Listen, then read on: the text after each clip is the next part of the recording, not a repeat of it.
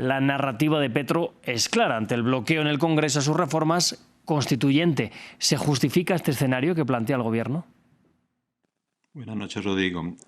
No, la verdad no. Es un escenario altamente peligroso, porque cuando usted analiza el proyecto y analiza la exposición de motivos del proyecto, es decir, lo que llamamos congruencia constitucional entre la motivación para hacer la reforma y la propuesta de reforma, usted se da cuenta que lo que quieren cambiar no es la Constitución, sino el orden constitucional. Ellos argumentan que necesitan un Estado unido, en el que el Poder Ejecutivo y el Poder Legislativo sigan la misma mayoría. Eso básicamente significa la eliminación total de la oposición, a la que denominan ellos bloqueo institucional, y básicamente la oposición es el precio que se paga por tener una democracia, y pasar esta reforma es el precio que se pagaría por perderla. Bueno, le quiero preguntar si ante este eventual escenario o no escenario, porque parece difícil que pase la propuesta, podríamos entrar de nuevo en una crisis institucional.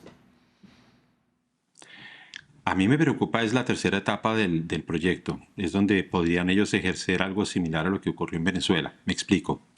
La forma propuesta sí es constitucional, tanto por el presidente como el ministro de Justicia. Esa parte es constitucional, hay que reconocerlo, hay que ser objetivo.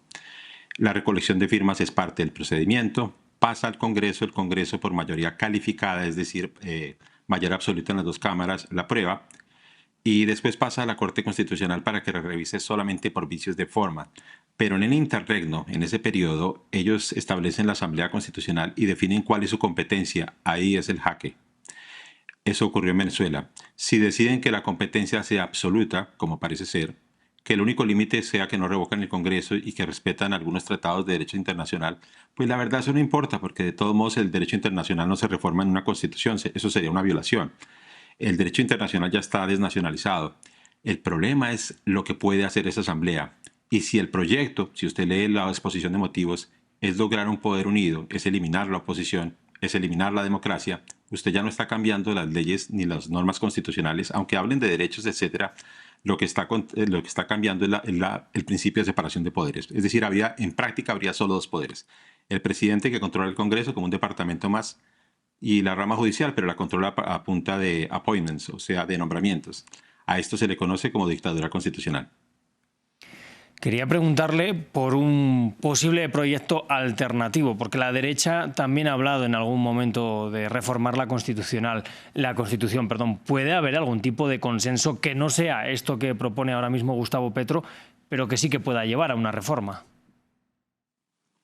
Sí, lo que ocurre es que los gobiernos en la América Latina no pueden seguir usando la Constitución para acomodar sus plataformas políticas, sea de izquierda o de derecha. Realmente eso es algo importante, porque eso crea una inestabilidad internacional y regional.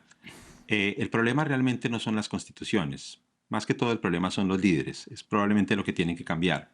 Si no pasan las reformas es porque no logran negociar bien. Ese es un problema de gobernabilidad con la oposición para pasar sus proyectos. La culpa no es de la Constitución. Y si por otro lado sienten que los derechos son desuetos porque no cumplen sus voluntades, pues realmente lo que estamos hablando es de la imposición de una voluntad. Recuerde usted bien, desde la Constitución francesa, la ley es la expresión de la voluntad general, la loi c'est l'expression de la volonté générale. Y no es voluntad general cuando es una imposición de un gobierno, sea de izquierda o derecha.